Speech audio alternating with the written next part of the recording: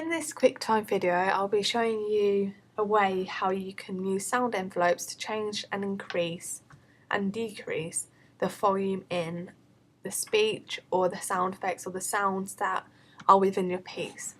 So the bit that I want to change would be this section here, because at the moment it's quite loud with the backing of the sounds of the hospital and then the voices as well.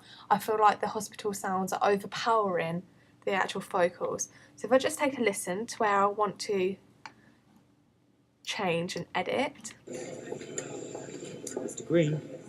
Mr. Green? Jamal? Jamal, can you hear me? Where am I? You're in the hospital, Jamal. Don't worry, you're safe now. What am I in hospital? So at the moment I feel Jamal's voice is a bit too quiet, and I feel like you can't really understand or hear him as much as the doctor's voice. So all you need to do to get the sound envelopes up is just to press this little drop down arrow here, and then it will come up with two sections here, either volume or pan. So to change the volume, you want to be in the volume section along this line.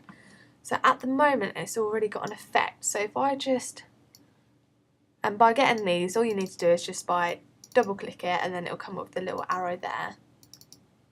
So with this one, if I just higher this a little bit around the section where the speech is that I want to change, this should now increase Jamal's voice. So if we just take a little sound, listen to this. Where am I? You're in the hospital, Jamal. Don't worry, you're safe now. What am I in hospital? Where's Carice and Mac, my friend? So just by doing that, it increases Jamal's voice so you can hear it as good as the doctor's voice.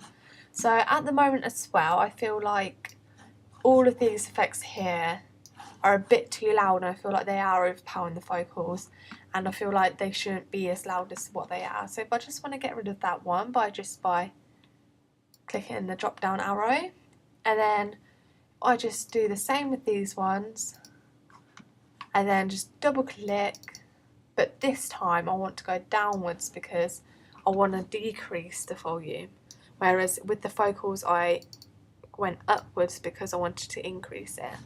So if I just do the same with all of these ones, really all I need to do is just do it where the vocals is. So double click it and then just drag it down to where you want it. And then as well with the hospital ventilator, I just drag it down. There we go. Then if I just get rid of these ones so I can take a listen.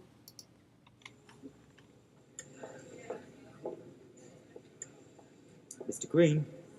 Mr. Green? Jamal? Jamal, can you hear me? Where am I? You're in the hospital, Jamal. Don't worry, you're safe now. So by decreasing the sound effects volume, I've been able to make the vocals and the dialogue the main focus of this part in my piece, which is what I was aiming to do. So instead of it being the hospital sounds then the vocals, it's now the vocals and then the hospital sounds being in the background, how it should normally be. So that's one example, and then if I just show you another example, which would probably be about here, which is at the start, because if I remember correctly, the vocals here is a bit too loud and I feel like it's overpowering and would be too loud for the audience to hear. So I'll just take a listen just by pressing the space bar. Mac? Carice, where are you? Guys, stop playing around. I'm not messing. Guys, come on. There's something in there with us, guys. Hello? Mac? Is that you? Jamal, come on, we found a way out. So I feel like this dialogue here needs to be a bit lower and a bit quieter, because I feel like it's just bam, there it is, too loud, I need to change it. So all I need to do again is just double click where I want it and then just drag it down a bit. You may not get it straight away, you might have to fiddle with it a couple of times. So if I just take a listen. Jamal, come on, we found a way out, come on. Where's Carice? Mac? So that one, I feel like it needs to just be a bit louder, just so he sounds like he is still within the conversation. Jamal, come on, we found a way out, come on. Where's Carice? Mac? There we go. So just by doing that, I've put all the same dialogue on the same level, about the same volume, so it's like they're having a conversation, not one's overpowering the other, they're in one conversation together. So that was my QuickTime video on just how to use sound envelopes to increase and decrease the volume to make it more realistic or make it more workable with the piece.